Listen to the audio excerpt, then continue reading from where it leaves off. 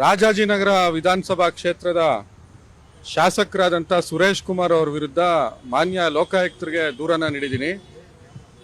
ಅವರ ಕಾನ್ಸ್ಟಿಟ್ಯೂನ್ಸಿನಲ್ಲಿ ಒಟ್ಟು 6 ಟೆಂಡರ್ಗಳಿಗೆ ಸಂಬಂಧಪಟ್ಟಂತೆ ನಡೆದಿರುವಂಥ ಅಕ್ರಮ ಮತ್ತು ಅವರ ಪ್ರಭಾವವನ್ನು ಬೀರಿ ಬೇನಾಮಿ ಗುತ್ತಿಗೆದಾರರಿಗೆ ವ್ಯವಹಾರವನ್ನು ಕೊಡಿಸುವಂಥ ಕೆಲಸವನ್ನು ಮಾಡಿರೋದ್ರ ಬಗ್ಗೆ ವಿವರವಾದಂಥ ದೂರನ್ನು ಲೋಕಾಯುಕ್ತರಿಗೆ ಸಲ್ಲಿಸಲಾಗಿದೆ. 2020ರಲ್ಲಿ ಒಂದು ಟೆಂಡರನ್ನು ಕಾಲ್ ಮಾಡ್ತಾರೆ. 2020 ಆ ಟೆಂಡರಲ್ಲಿ 5 ಜನ ಗುತ್ತಿಗೆದಾರರು ಭಾಗವಹಿಸ್ತಾರೆ. 5 ಜನ ಗುತ್ತಿಗೆದಾರರಲ್ಲಿ L1 ಒಬ್ಬರು ಗುತ್ತಿಗೆದಾರರಿಗೆ ಆಗುತ್ತೆ. ಆದರೆ ಇವರು ಮುಖ್ಯ ಆಯುಕ್ತರಿಗೆ ಕರೆ ಮಾಡಿ ಆ L1 ಗುತ್ತಿಗೆದಾರರಿಗೆ ಟೆಂಡರ್ ಬಿಡ್ ಕೆಪಾಸಿಟಿ ಇಲ್ಲ, ಬೇರೆಯವ್ರಿಗೆ ಕೊಡಿ ಅಂತೇಳಿ ದೂರವಾಣಿ ಮುಖಾಂತರ ಹೇಳ್ತಾರೆ. ಆ ದೂರವಾಣಿ ಮುಖಾಂತರ ಬಂದಂಥ ಆದೇಶವನ್ನು TVCC ಎಕ್ಸಿಕ್ಯೂಟಿವ್ ಇಂಜಿನಿಯರ್ ಅವರು ರಾಜಾಜಿನಗರ ಅಭಿಯಂತರರಿಗೆ ಕರೆ ಮಾಡಿಬಿಟ್ಟು ಈ ಥರ ದೂರವಾಣಿ ಮೌಖಿಕ ಆದೇಶದ ಮುಖಾಂತರ ಸುರೇಶ್ ಕುಮಾರ್ ಅವರು ಹೇಳಿದ್ದಾರೆ, ಅವರಿಗೆ ಗುತ್ತಿಗೆ ಕೊಡಬೇಡಿ ಅಂತ ಹೇಳ್ತಾರೆ. ಅಂದರೆ L1 ಆಗಿರುವಂಥ ಗುತ್ತಿಗೆದಾರರಿಗೆ ಟೆಂಡರ್ ಸಿಗದೇ ಇರೋ ರೀತಿ ಸುರೇಶ್ ಕುಮಾರ್ ಅವರು ಮಾಡಿ ಆ ಗುತ್ತಿಗೆಯನ್ನು ತಮಗೆ ಬೇಕಾದಂಥವ್ರಿಗೆ ಕೊಡ್ತಾರೆ.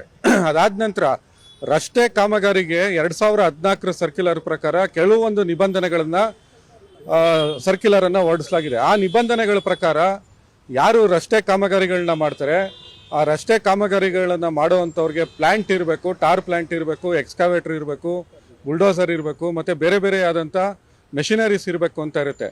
ಇವರು ಆ ಮೆಷಿನರೀಸ್ ಇಲ್ಲದೆ ಇರುವಂಥ ಗುತ್ತಿಗೆದಾರರಿಗೆ ಆ ಗುತ್ತಿಗೆಯನ್ನು ಕೊಡಿಸೋದಕ್ಕೆ 150 ಕೋಟಿ ಮೊತ್ತದ ಒಂದು ಗುತ್ತಿಗೆಯನ್ನು ಕೊಡಿಸೋದಕ್ಕೆ ಈ ಕೆಲವು ರಿಲ್ಯಾಕ್ಸೇಷನ್ಗಳನ್ನ ಮಾಡ್ತಾರೆ. ಜೊತೆಗೆ ಇವತ್ತು ಬೆಂಗಳೂರಿನಲ್ಲಿ ರಸ್ತೆ ಗುಂಡಿಗಳ ಸಮಸ್ಯೆ ಮತ್ತು ರಸ್ತೆಗಳು ಹದಗೆಟ್ಟಿರುವಂಥ ಸಮಸ್ಯೆ, ಮುಖ್ಯಮಂತ್ರಿಗಳ ನಿಧಿನಲ್ಲಿ ರಸ್ತೆ ಅಭಿವೃದ್ಧಿ ಮತ್ತು ಮೂಲಸೌಕರ್ಯ ಅಭಿವೃದ್ಧಿಗಳಿಗೆ ಅಂತ ಕೊಟ್ಟಂಥ ಒಂದು ಟೆಂಡರನ್ನು ಇವರು ರಸ್ತೆ ಅಭಿವೃದ್ಧಿ ಮಾಡದೆ ಪಾರ್ಕನ್ನು ಅಭಿವೃದ್ಧಿ ಮಾಡೋದಕ್ಕೆ ಅದರಲ್ಲಿ ಸೇರಿಸ್ತಾರೆ. 2014 ಸರ್ಕ್ಯುಲರ್ ಪ್ರಕಾರ ಮತ್ತು KTTP ಕಾಯ್ದೆ ಪ್ರಕಾರ ಒಂದು ಗುತ್ತಿಗೆಯನ್ನು ಕೊಟ್ಟ ಸಂದರ್ಭದಲ್ಲಿ ಪಾರ್ಕು ಮತ್ತು ಬೇರೆ ಕಟ್ಟಡ ನವೀಕರಣ ಆಗಿರ್ಬೋದು ಇಂಥ ಗುತ್ತಿಗೆಗಳನ್ನು ಅದಕ್ಕೆ ಸೇರಿಸೋ ಹಾಗಿಲ್ಲ. ಆದರೂ ಕೂಡ ಪಾರ್ಕ್ ನವೀಕರಣ ಮಾಡೋದಕ್ಕೆ ಇಲ್ಲಿ ಸೇರಿಸ್ತಾರೆ. ಸೊ ಇದು ಮಾಡೋದ್ರ ಮುಖಾಂತರ ಬೆಂಗಳೂರಲ್ಲಿ ರಸ್ತೆ ಗುಂಡಿ ಸಮಸ್ಯೆಗೆ ಸುರೇಶ್ ಕುಮಾರ್ ಅವರು ಕಾರಣ ಆಗಿದ್ದಾರೆ. ಬೆಳಗ್ಗೆ ಎದ್ದು ಬಾರ್ ಮುಂದೆ ನಿಂತ್ಕೊಳ್ಳೋಂಥ ಸುರೇಶ್ ಕುಮಾರ್ ಅವರು, ಸಂಭಾವಿತ ರಾಜಕಾರಣಿ ಸುರೇಶ್ ಕುಮಾರ್ ಅವರು ಈ ರೀತಿ ತಮಗೆ ಬೇಕಾದಂಥ ಬೇನಾಮಿ ಗುತ್ತಿಗೆದಾರರಿಗೆ ಅನುಕೂಲ ಮಾಡಿಕೊಡೋದಕ್ಕೆ ಗುತ್ತಿಗೆ ನಿಯಮಾವಳಿಗಳನ್ನು ಉಲ್ಲಂಘನೆ ಮಾಡಿಬಿಟ್ಟು ಗುತ್ತಿಗೆಗಳನ್ನು ಕೊಡಿಸಿದ್ದಾರೆ. ಮತ್ತು ಬೆಂಗಳೂರು ನಗರದ ಅದರಲ್ಲೂ ಹೃದಯ ಭಾಗದಲ್ಲಿರುವಂಥ ರಾಜಾಜಿನಗರದಲ್ಲಿ ಪಾಟೋಲ್ ಸಮಸ್ಯೆಗೆ ಅತಿ ಹೆಚ್ಚು ಕೊಡುಗೆಯನ್ನು ಇವರು ಕೊಟ್ಟಿದ್ದಾರೆ.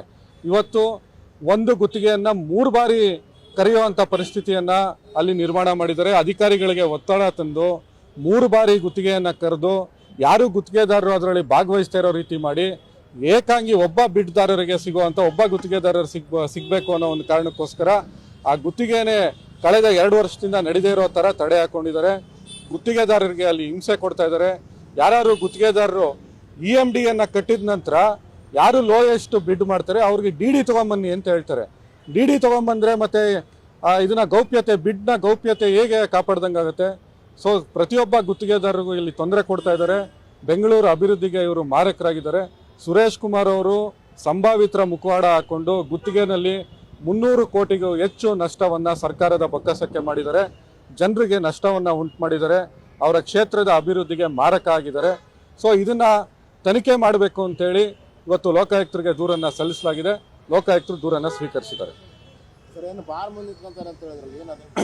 ಬೆಳಿಗ್ಗೆ 6 ಗಂಟೆಗೆ ಬಾರ್ಗಳು ತೆರೆದಿರ್ತವೆ ಅಂತ ಹೋಗಿ ಬಾರ್ ಮುಚ್ಚುವಂಥ ಕೆಲಸ ಮಾಡ್ತಾರೆ. ಸೊ ಆ ಬಾರ್ ಮುಚ್ಚುವಂಥ ಕೆಲಸ ಮಾಡೋದ್ರ ಜೊತೆಗೆ ಇವರ ಕಾರು ಬಾರನ್ನು ಮುಚ್ಚುವಂಥ ಕೆಲಸವನ್ನು ಇವತ್ತು ಲೋಕಾಯುಕ್ತರು ಮಾಡಬೇಕು ಅನ್ನೋದು ನಮ್ಮ ಮನವಿ.